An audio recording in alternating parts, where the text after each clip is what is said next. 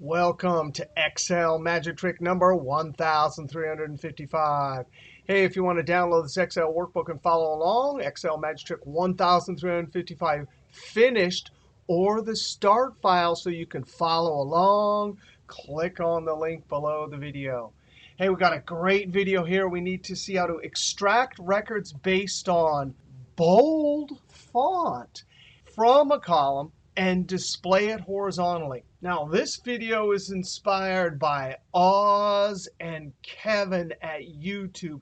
Here are their YouTube channels. They have awesome videos here. And here's the video they made. Unstacked data that is separated by bold text. Now, Oz did an awesome Power Query solution, and Kevin did both a formula and VBA solution.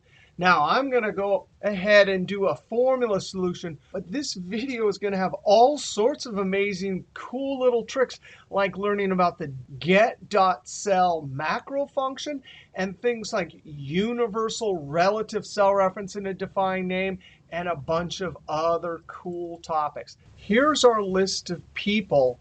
Bold means they're a parent. Not bold means they're children. And look what we need to do.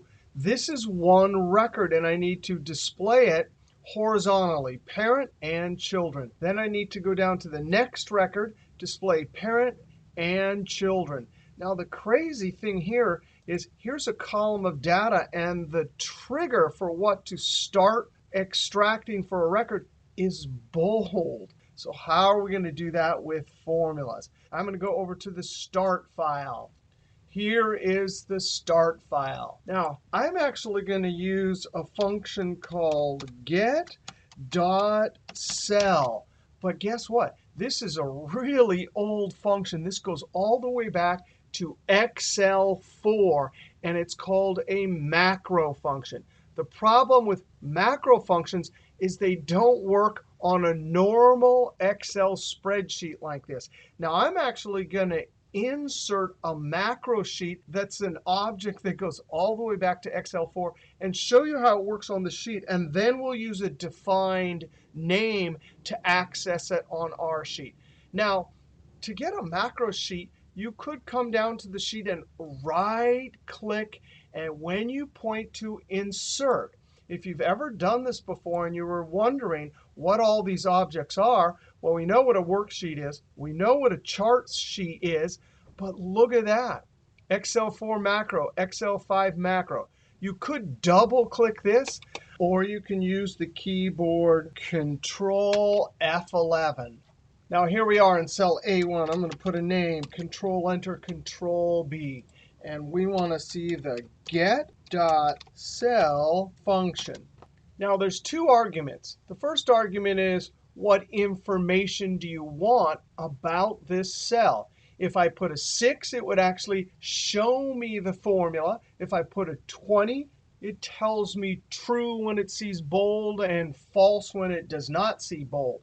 Now, I'll show you in a second. I have a list of all the numbers for this first argument. 20, comma, and then I have my cell right there, close parentheses. Now, when I Control Enter, what? Look at that. It's in show formula mode. When you open up a macro sheet like this, it's automatically in show formula mode. If you go up to formulas, there it is. You can use that button or the keyboard Control grave accent tilde. Now, Control grave accent tilde is a toggle that works anywhere to either show formulas or not show them. And look at that. Get.cell 20 is showing me true. If I click right there and Control B to unbold it, what? Hey, there's a problem on the macro sheet. We would actually have to put it back in edit mode and then hit Enter for it to properly work. But there it is. That is this function we're going to try and access back on the sheet 1355. Now, we're going to need that get.cell formula right here and copy it all the way down. But we're going to have to put that function inside a defined name by going up to Formulas, Name Manager, or we can use the keyboard Control F3. Now, there's something else we have to think about here. If I'm going to use a defined name that has a formula that's pointing at a cell reference. When I copy the formula down, I need the cell reference to be a relative cell reference. So the way you do this in a defined name is select a cell where you first want to put your formula. And then I'm going to use Ctrl F3 to open up Name Manager. Click on New Name. I'm going to give it a name. Hey, I'm going to call it IsBold. And then down here refers to, I'm going to delete that using the delete key. And I'm going to type equals get.cell, open parentheses, then a 20, comma. And watch this. When I select on A23 there, it's trying to be polite. It puts in an absolute reference. The first thing I need to do is hit the F4 key 3 times to make it A23 without any dollar signs. And very carefully, before the exclamation point, I backspace. Now, we could have just typed exclamation point A23. However you do it, I am building a formula in this new name refers to text box. And it's got to be from the point of view of the current cell that's selected in the spreadsheet. That little strange construction right there will always be a relative cell reference. So when I use IsBold anywhere in the spreadsheet, it'll know to use a relative cell reference, which is one cell to the left. All right, close parentheses. Click OK. Click Close. Now I'm going to try this. Equals IsBold. And I can see in the dropdown there's a gold dog tag, which means this is a defined name. But there it is. Control Enter. And because I was in an Excel table already, it automatically copied down. That is amazing. Look at that. Now, one thing you have to contend with anytime you use macro functions is if I change this bold, it will not automatically update. Anytime we use this function, we're going to use the keyboard to recalculate all, Ctrl Alt F9. Now I'm going to come over here, Control B, and now use Ctrl Alt F9. And sure enough, they all recalculated. Now, Bell is still a parent, so I'm going to Control B and then Control Alt F9. Now, we have trues and falses. We have a marker that says this is the start of a new record. When I get down to a new true, that's the start of the next record I need to extract. Now, for our formulas over here, I would like this series of trues and falses to all show the number 1, these to show all the number 2 to indicate that's the first record, this is the second record. So I'm going to come to the top here, F2, and I'm going to put IsBold inside the sum function. Close parentheses, Control Enter, and copied it down. We can see the sum by itself converts those trues and falses to 1s and 0. But I really want 1, 1 here, and 2, 2, 2. So watch this. F2, I'm going to tell the sum function, comma, to add 1 cell above. Now, I do not want that table formula nomenclature, so I'm going to click there and type a relative cell reference B22. Now, the sum function will have no problem ignoring the text right here. But when I enter, what's happening now is that is adding the 1 from above plus that false, which was a 0, and so on. When it gets down to here, it then sees a true right here and adds a 1. Here, it's adding a false plus that 2 right there, and so it gets 2 all the way down. Now, the next step in our formulas is I need to count how many parents there are. I'm going to come up to this cell, and I'm going to use the max function and simply highlight using the table formula nomenclature. The name of the table is T people, and fields are always in square brackets. So automatically, it'll look and find the max is 7, and that is the number of parents. Enter. Now, I need to extract the parent names. I'm going to use a lookup function, the index function. The index array function are the actual items I potentially want to look up. So that is table formula nomenclature, on the people column, comma. Now I need what's called a row number and index, but it's really the relative position. Right here, I need relative position 1. But for the second parent, I need relative position 1, 2, 3, and 4. Now, luckily, this column has repeats in it. So if I use the match function to look up the number 1, it would report the first position only. It would ignore these other number 1s. If I had a lookup value of 2, it would automatically know to say, hey, what relative position is it in? 4, and it would ignore all these other 2s. Now, that means in the lookup value here, I need a 1 here, then a 2, then a 3 as I copy the formula down. So I'm going to use the rows function. Now, I'm actually sitting in the cell D25, so I type $25 colon D25, close parentheses. Now, rows will always look at a range and tell you how many rows there are. Well, notice how many rows are from 25 to 25? 1.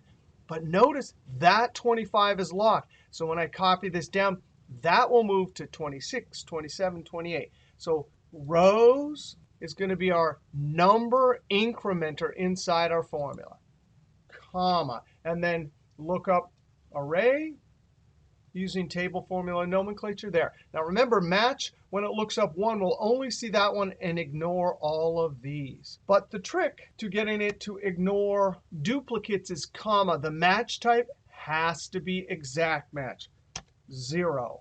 Close parentheses. So row number will be our match, close parentheses. And index will look up each one of the parents. Now I'm going to copy this down. And look at that. When we come down to Desiree, if I were to click on row number, remember here, match is looking up 1, 2, 3, 4, so the number 5. Actually, we could go like this. Inside of match, we could go like this. F9 to see the 5. And then inside of index, the row number, match better be returning F9, 14. Desiree is in relative position 14. And then, of course, index looks it up. Now, I'm going to click Escape here. Now, we need to get rid of those NAs. And I'm not going to use if error, although that would be fine here because this is a small data set. But I'm going to stick with my consistent rule that if I have a formula that's calculating and I have an alternative logical test that's available to turn the formula off down here, I'm going to use that because it should be faster calculating. Now, I need a number incrementer. So watch this. I'm going to cheat. I'm going to copy that from match lookup value. And in the logical test, I'm going to say, hey, number incrementer when you are greater than the count of parents. And I'm going to use the F4 key to lock this. If that comes out true, comma, the value if true, please show nothing with double quote, double quote. Now, that double quote is considered text that has 0 length. And that will actually help us later in our formulas for the rest of the table, comma.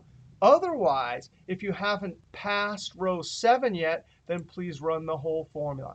The advantage to these types of formulas, of course, is that this value if false formula will not even be run down here. It'll just run the logical test, which calculates quickly, and then dump a 0 length text string in. Close parentheses, Control Enter, and double click and send it down. Now we need to count number of children. Now I'm going to use equals COUNTIFS. But instead of criteria range highlighting this column where the actual children are, I'm simply going to highlight our bold question mark column and comma. For my criteria, I'm going to choose to count all the 1s, then all the 2s, then all the 3s, and subtract 1. So hopefully in criteria 1, I can Control V. I still have my number incrementer. Right now, COUNTIFS will count how many 1s are in this column. And then when it goes down, it'll count number of 2s and so on. Close parentheses. Now, if I Control Enter and double click and send it down, of course, that's 1 too many. I have the column highlighted, active cell at the top, so I hit F2. I subtract 1, Now to populate that edited formula down, I hold Control and Enter. And that will be the correct count for children. Now I need to turn it off when I get past row number 7. So I come up to the top, F2, if function, and I'm going to ask the question, hey, cell 1 to my left, are you equal to double quote, double quote? Remember, down here, these are 0-length text strings. If that's the case, it comes out true, comma, then what do I want? Double quote, double quote. That 0-length text string. Comma, and then there's the value if false. Come to the end, close parentheses, Control Enter, double click and send it down.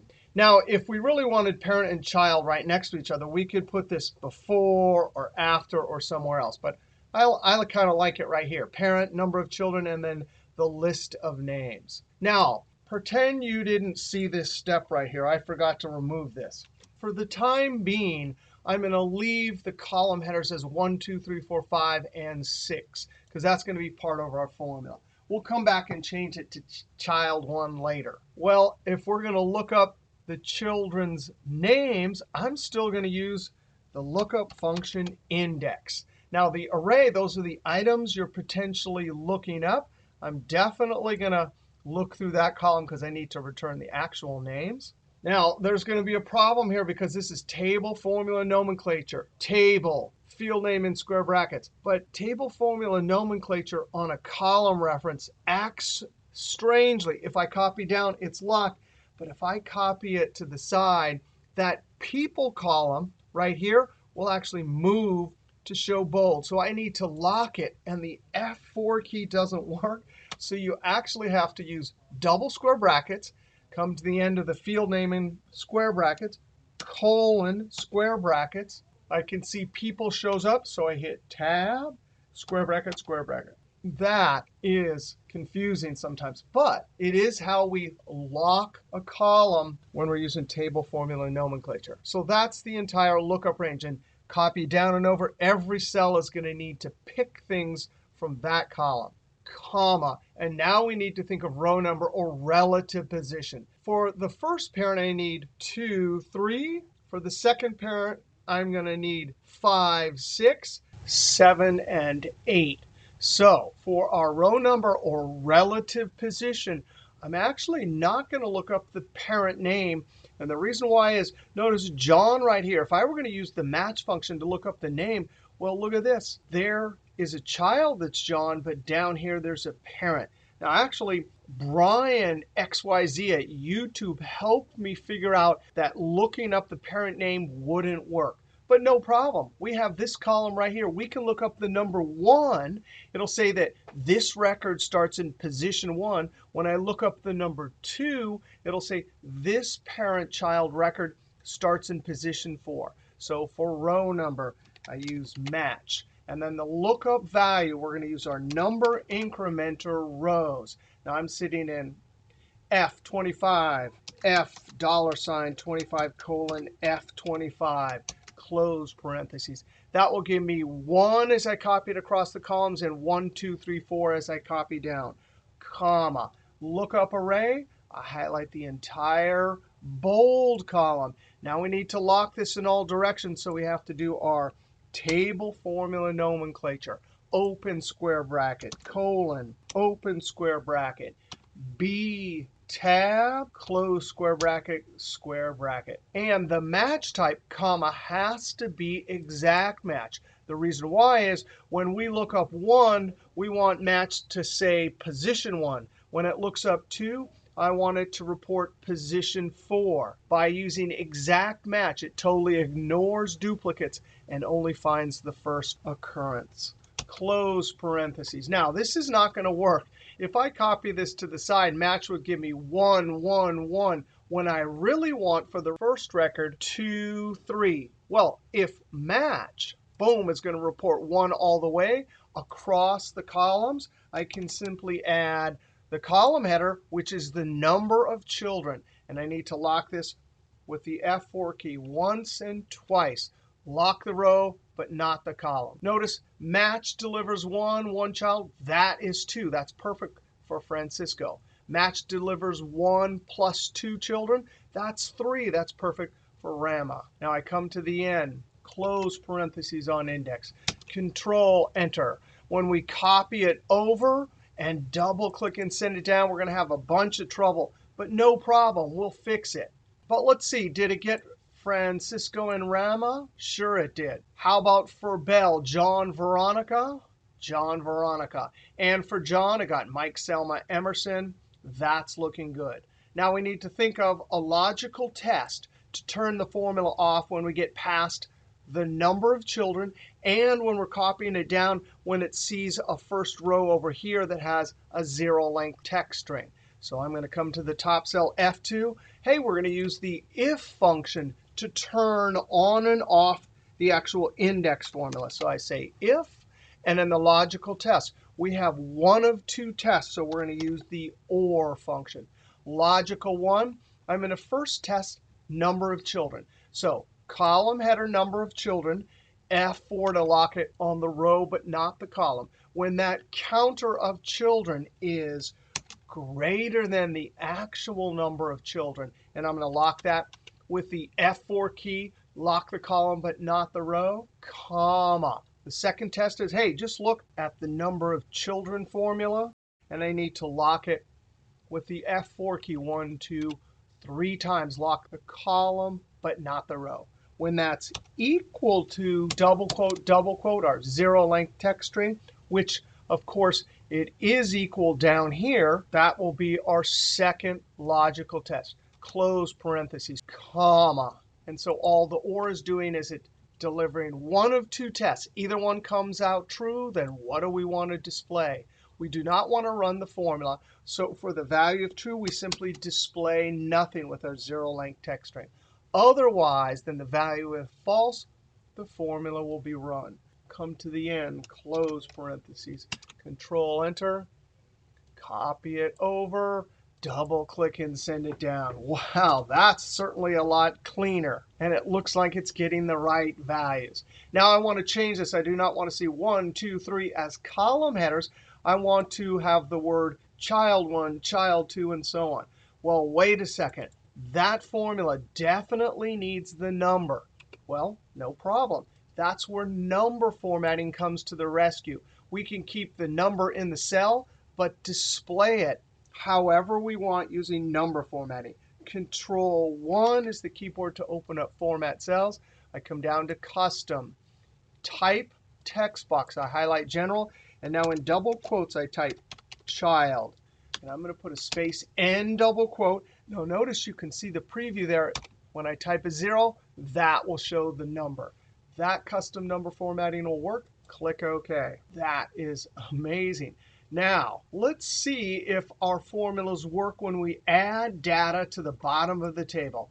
Now remember, is bold and get.cell Excel for macro function always are going to require this keystroke. So watch this. Down here, I'm going to type SIOUX,